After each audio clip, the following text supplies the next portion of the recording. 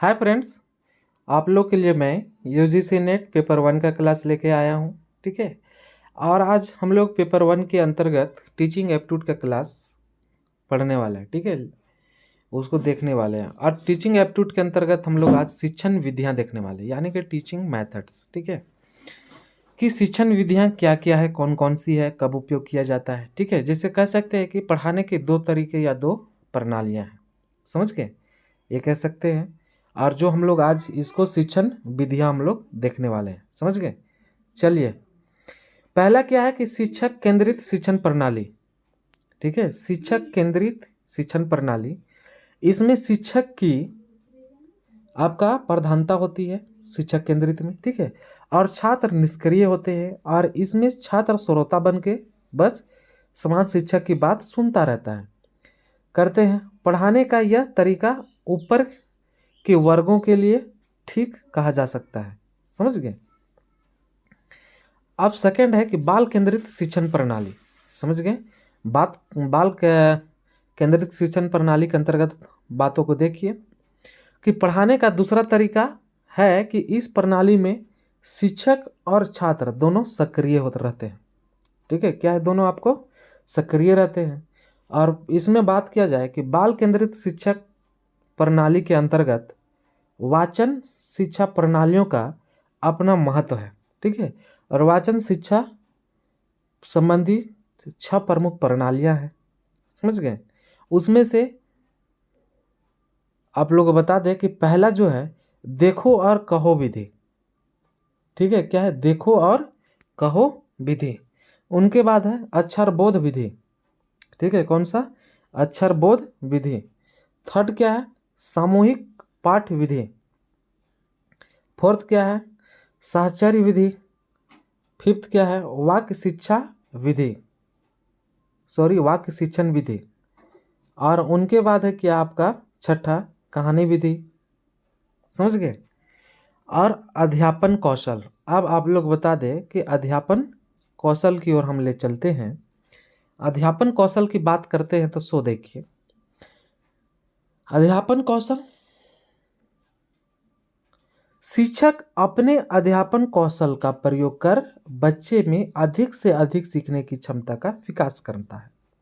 समझ गए, मतलब जिज्ञासा उत्पन्न करता है। ठीक है, सीखने की लालसा उत्पन्न करता है।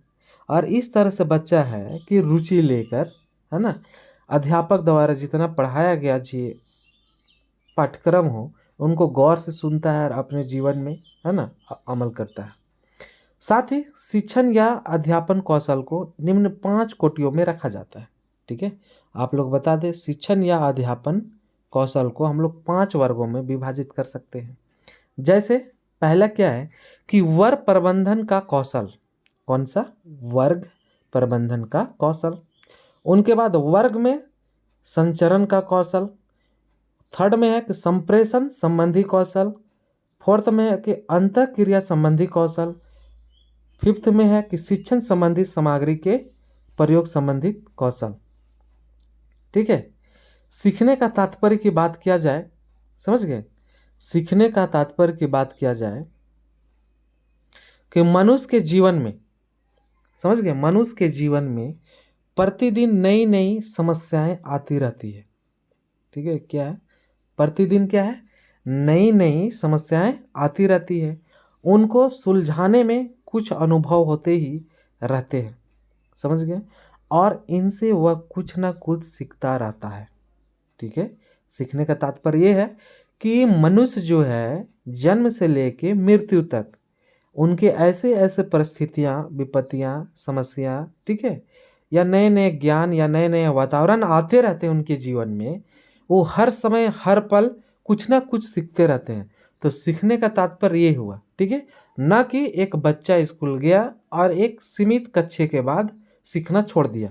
यहाँ स्टूडेंट, ठीक है, छात्र छात्रा का पढ़ाई से नहीं है, वरन पूरा जीवन में कुछ भी कार्य करके अगर वो सीख रहा है, गलत से भी सीख रहा है तो सीखना हुआ। समझ गए। इस संबंध में एक विद्वान जो है गेट्स, ठीक है, गेट्स जो है वो कहते क्या है देखिए, अनुभव द्वारा व्यवहार में रूपांतरण लाना ही सीखना है। ठीक है, अगर आप अनुभव कर रहे हैं कि अगर परिवर्तन करना चाहिए, ठीक है, व्यवहार में, समझ गए, आप व्यवहार में परिवर्तन लाना चाहिए या उसका वातावरण से आपको ढलना चाहिए, आपको सही लगे, तो आप अपने व्यवहार में, अपने आसपास के वातावरण में उसको अमल कीजिएगा और परिवर्तन कीजिएगा, और फिर उसे सीखिएगा कि ऐसा क्यों हो रहा है। समझ गए। चलिए मित्रों, अब आगे हम लोग चलते हैं कि सीखने के बारे में निम्न विशेषताएं, समझ गए, सीखने के बारे में निम्न विशेषताएं क्या, किन किन बातों को ध्यान रखना पड़ता है। तो पहली क्या है कि सीखना अभिव्यक्ति है। ठीक है, सीखना क्या है, अभिव्यक्ति है। उनके बाद सीखना व्यवस्थापन है। ठीक है, सीखना अनुभवों का संगठन है। ठीक है, सीखना उद्देश्यपूर्ण है। ठीक है, उनके बाद सीखना व्यक्तिगत और सामाजिक होता है। समझ गए। सीखना वातावरण की उपज है। सीखना सीखने वाले के आचरण को प्रभावित करता है। समझ गए। उनके बाद है कि सीखना कौशल तथा सृजनात्मक है। और लास्ट में क्या है कि सीखना पूर्ण होता है। समझ गए। इन सभी बातों को ध्यान देना मित्रों। अब आगे हम लोग चलते हैं और आप लोग बता दें कि एक अध्यापक को बालक के बारे में निम्न जानकारी आवश्यक है। ठीक है, कहने का मतलब है कि जो कक्षा में एक टीचर जो है वो क्लास ले रहे हैं, पढ़ा रहे हैं, शिक्षा दे रहे हैं, ज्ञान दे रहे हैं, तो उन बालक के बारे में, जो भी बच्चे को पढ़ा रहे हैं उस बच्चे के बारे में उनको जानकारी होना चाहिए। ठीक है, जानकारी क्या क्या होना चाहिए सो देखिए। तो पहली बात यह है इसमें कि आपका बालक की प्रकृति, समझ गए, उनका प्रकृति होना चाहिए शिक्षक को मालूम। उनके बाद बालकों की व्यक्तिक विभिन्नताएं पता होना चाहिए। सभी बालक एक जैसा नहीं होते हैं। ठीक है, क्या क्या अंतर होते हैं, कौन किस तरह से है, समझ गए। अब इसके अंतर्गत बात करें तो जैसे शारीरिक बल और क्षमता की बात करेंगे कि कौन सबसे ज़्यादा तेज है, किस में बलवान है ना। इस तरह से बुद्धि की बात करेंगे, उनका स्वभाव देखेंगे कैसा है। ठीक है, उनके बाद घर का, उसका घर का वातावरण के बारे में जानना पड़ेगा। ठीक है, और उनके बाद बालक का रुचि के बारे में जानेंगे। और उसके बाद है कि इच्छाएं और आकांक्षाएं, मतलब वो बालक जो है उसका इच्छा क्या है, आकांक्षा क्या है, समझ गए। और इस तरह से अगर एक टीचर जान पाते हैं इन सभी बातों को, तो ये हम कह सकते हैं, आप सब कह सकते हैं कि एक टीचर जो है एक छात्र को अच्छा खासा अधिगम दे सकता है ना। और उस अधिगम के अनुसार वो बालक भी सीख सकता है। ठीक है, तो चलिए दोस्तों आगे चलते हैं, है ना। जैसे यहाँ पर दिया हुआ है व्याख्यान में कि आपका व्याख्यान माध्यमिक स्तर पर, ठीक है, माध्यमिक स्तर पर सामाजिक विज्ञान के शिक्षकों द्वारा प्रयुक्त बहुत सामान्य शिक्षक केंद्रित शिक्षण विधि है। यह व्याख्यात्मक शिक्षण का एक उदाहरण है। क्या है, व्याख्यात्मक शिक्षण का क्या है, उदाहरण है। और आगे आप लोग ले चलते हैं। व्याख्यान देने का कार्य निम्नलिखित 3 चरणों में किया जाता है। और वो आपका क्या है कि व्याख्यान की प्रस्तावना, ठीक है, क्या है, व्याख्यान की प्रस्तावना। सेकंड क्या है कि विकास प्रस्तुतिकरण का चरण। थर्ड क्या है आपका संस्थापन का चरण। ठीक है, संस्थापन का चरण। अब आप लोग को आगे ले चलते हैं और वो है व्याख्यान विधि के लाभ। ठीक है, जब व्याख्यान की बात आती है ना, व्याख्यान विधि की बात आती है तो देखो हम लोग उसका लाभ भी देख लेते हैं। तो व्याख्यान का उपयोग सामाजिक विज्ञान की सभी शाखाओं से संबंधित ज्ञान को देने में किया जा सकता है। साथ ही व्याख्यान वह विधि है जो स्वयं को सरलतापूर्वक व्यक्तित्व विशेषताओं के व्यापक प्रसार हेतु अनुकूलित कर सकती है। थर्ड है कि यह विधि विभिन्न शिक्षक विद्यार्थी अनुपातों हेतु अपनाने योग्य, ठीक है, होती है। और फोर्थ है आप लोग का दोस्तों कि व्याख्यान विधि बहुत अर्थसाध्य होती है तथा समुचित योजना तथा क्रियात्मक के साथ बहुत प्रभावी बनाया जा सकता है। समझ गए। और पांचवा है कि उत्तम व्याख्यान विधियों को प्रोत्साहित करने के लिए होते हैं। समझ गए। अब आप लोग को हम प्रदर्शन ले चलते हैं, समझ गए, प्रदर्शन की ओर। और प्रदर्शन की बात की जाए तो प्रदर्शन अन्य उपयोगी शिक्षक केंद्रित अनुदेशात्मक प्रविधि है जिसे सामाजिक विज्ञान शिक्षण में प्रयोग किया जाता है। सामाजिक विज्ञान और शिक्षण में क्या है, प्रयोग किया जाता है। और प्रदर्शन का अर्थ किसी चीज को कैसे किया जाता है या नहीं किया जाता है इसे दिखाना होता है। समझ गए प्रदर्शन का मतलब। अब देखिए कक्षा कक्ष प्रदर्शन की तैयारी करते समय शिक्षक को निम्नलिखित को करना होता है। ठीक है, कब, जब कक्षा कक्ष प्रदर्शन की जब तैयारी करता है तो शिक्षक निम्न कार्य करते हैं। ठीक है, उसमें से आप लोग को बता दें कि पहला कार्य है कि एक प्रदर्शन की योजना बनाना जो विद्यार्थियों में रुचि निर्माण करेगा। समझ गए, रुचि निर्माण करेगा किसमें, विद्यार्थी में। उनके बाद है प्रदर्शन के कार्य में प्रत्येक चरण की योजना सावधानी पूर्वक बनाना। समझ गए। और थर्ड क्या है कि प्रदर्शित किए जाने वाले कार्य से संबंध करना। ठीक है, और चौथा क्या है, श्यामपट्ट पर प्रदर्शित किए जाने वाले कार्य के विभिन्न चरणों की रूपरेखा प्रस्तुत करना। और पांचवा है कि यह सुनिश्चित करना कि प्रत्येक व्यक्ति देख तथा सुन सकता है। ठीक है, क्या करता है कि प्रत्येक व्यक्ति जो है देख तथा सुन सकता है ना। और छठा क्या है, प्रदर्शन किए जाने वाले कार्य पर लिखित सामग्री सूचनाओं आदि को क्या है, तैयार करना। समझ गए। तो इस तरह से हम लोग देख पाए। अब देखिए कि ये किसी कौशल के प्रदर्शन के दौरान शिक्षक द्वारा निम्नलिखित बिंदुओं को स्मरण में रखा जाना चाहिए। ठीक है, कब, कौशल के प्रदर्शन के समय क्या क्या, तो प्रदर्शन के दौरान समुचित रूप में संप्रेषण करें। ठीक है, क्या, संप्रेषण करें। और सेकंड है प्रदर्शन को सरल एवं समुचित रखें, है ना। प्रदर्शन को क्या है, सरल एवं समुचित रखें। थर्ड है कि मुख्य प्रकरण से विचलित मत हो। क्या है, मुख्य प्रकरण से विचलित मत हो। और चौथा है कि प्रदर्शन द्वारा शीघ्रता ना करें। ठीक है, क्या है, प्रदर्शन द्वारा शीघ्रता ना करें। और पांचवा है प्रदर्शन को अधिक लंबा मत खींचिए। ठीक है, और छठा है कि सुनिश्चित कीजिए कि प्रदर्शन सभी विद्यार्थियों द्वारा देखा जाता है। ठीक है, देखा जा रहा है। और सातवां जो है प्रदर्शन के समय सारांश प्रस्तुत कीजिए। ठीक है, जब आप प्रदर्शन कर रहे हैं तो उस समय क्या है, सारांश को लाइए। आठवां क्या है, अंत में सूचना सामग्री को वितरित कीजिए। ठीक है, क्या है, सूचना सामग्री को क्या है, वितरित करना है।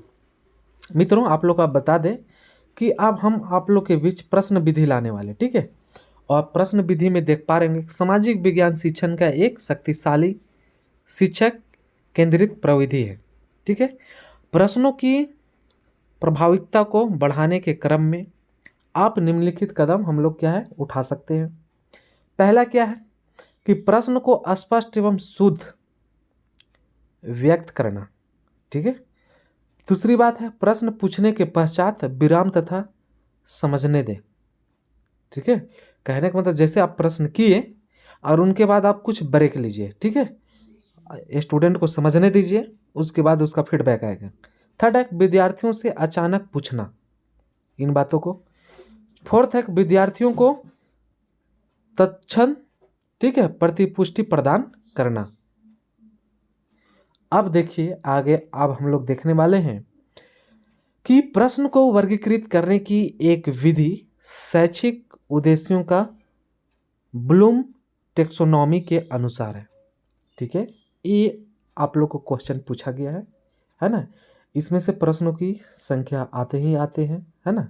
और इन बातों को आप लोग को ध्यान देना चाहिए।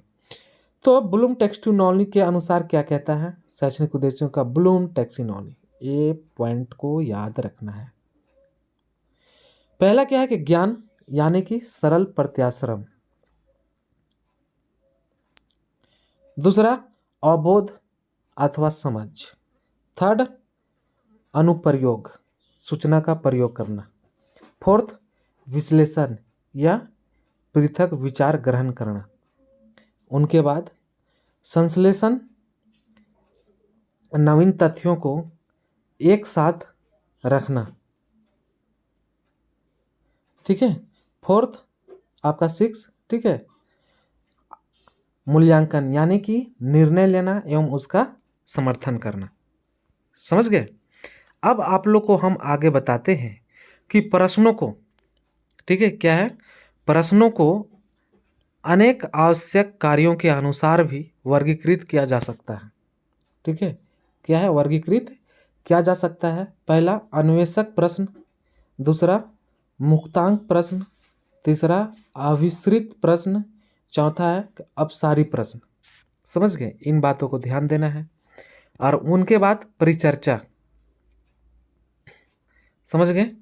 परिचर्चा की बात हो तो परिचर्चा एक व्यापक परिचर्चा एक व्यापक प्रयुक्त समूह केंद्रित अधिगम प्रविधि है और इसे माध्यमिक विद्यालय के संदर्भ में प्रयोग कर सकते हैं। ठीक है, इन बातों को आप लोगों को ध्यान देना चाहिए कि परिचर्चा कहाँ पर हो सकता है। अब परिचर्चा से संबंधित कौशल की बातों करेंगे, जिसमें से पहला है कि जब अन्य व्यक्ति, ठीक है, बोल रहे हैं तो ध्यानपूर्वक सुनना चाहिए। ठीक है।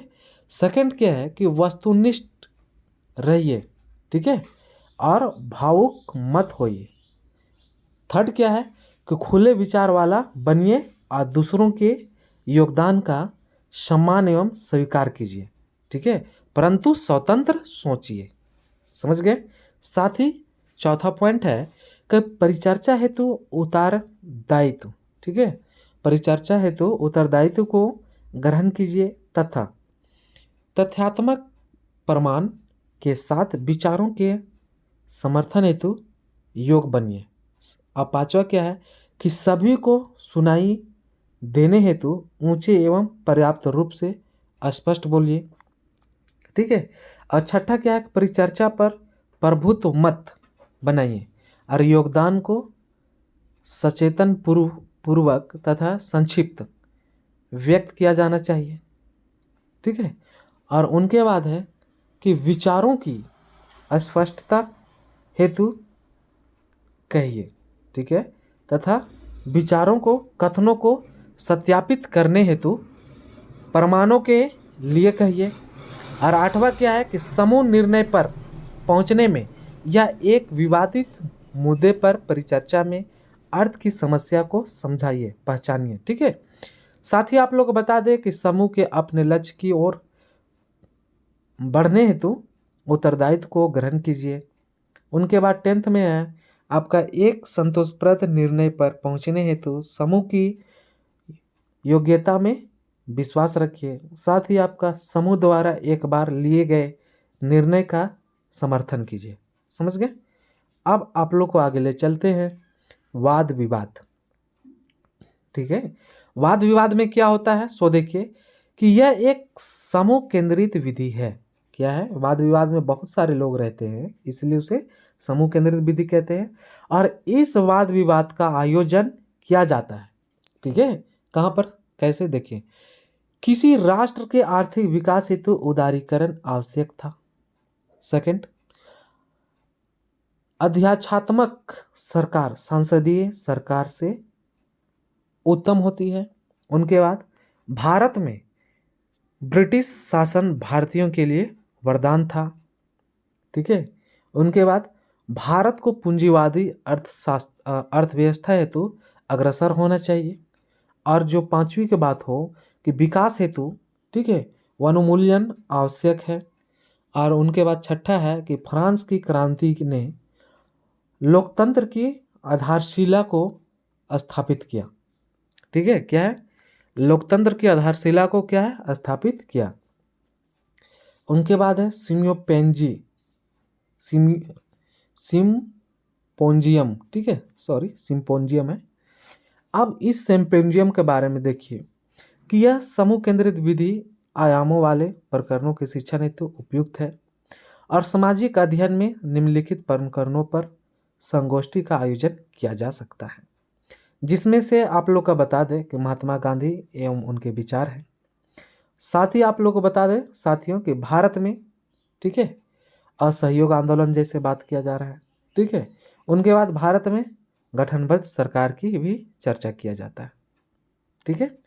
अब आप लोग को आगे ले चलते हैं और देखिए पैनल परिचर्चा की बात करते हैं।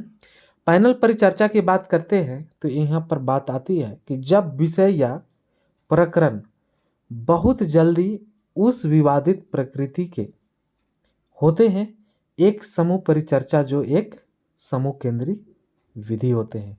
तो पैनल परिचर्चा क्या होता है? समूह केंद्रित विधि होते हैं। पहला क्या है कि मार्क्सवाद एवं विश्व में इसकी असफलता की बात किया जाता है। सेकंड क्या है कि संयुक्त राष्ट्र का भविष्य की बात किया जाता है। थर्ड क्या है कि यदि हिटलर को संपूर्ण विश्व के विजय में सफलता होती है, ठीक है।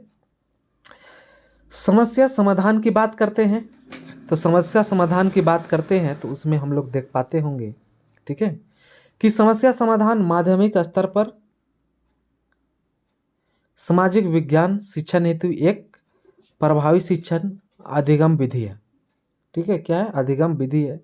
और इसके अतिरिक्त प्रभावी समस्या समाधान हेतु कुछ सोपान भी है, जिसमें से पहला है कि समस्या की पहचान करना, ठीक है। सेकंड है समस्याओं को परिभाषित करना। थर्ड है परिकल्पना का निर्माण। उनके बाद परिकल्पना का परीक्षण, समझ गए। और साथ ही साथ बता दे कि उत्तम आपका, ठीक है, उत्तम समाधान का चयन, समझ गए। और इस तरह से आपका मूक, ठीक है, मूक का यहाँ पर फुल फॉर्म दिया हुआ है ना, मॉसिव ओपन ऑनलाइन कोर्स, ठीक है। तो इनको अब ध्यान दीजिएगा। तो इस वीडियो में हम लोग पूरा का पूरा देखें, समझ गए, आपका शिक्षण विधियाँ, ठीक है, कि आपका टीचिंग मेथड क्या है। तो मुख्य रूप से दो प्रणाली, आपका शिक्षक केंद्रित विधि और साथ में आप लोग छात्र केंद्रित विधि, शिक्षार्थी केंद्रित विधि को देखें और उनके अंतर्गत विभिन्न तथ्यों को भी देखें, समझ गए। और इस तरह से आप लोग को मित्रों बता दें कि हमें विश्वास है कि आप लोग समझे होंगे, समझ गए होंगे, ठीक है। और यहाँ पर आप लोग एक शॉर्ट नोट्स के रूप में इस नोट्स का आप लोग नोट्स बनाकर और रिवीजन के तौर पर अधिक अच्छा से पढ़ाई कर सकते हैं, इसलिए इस क्लास को लाए, ठीक है, समझ सकते होंगे। तो ठीक है मित्रों, थैंक यू। अगले क्लास आप लोग को जल्दी मिलते हैं। Thank you.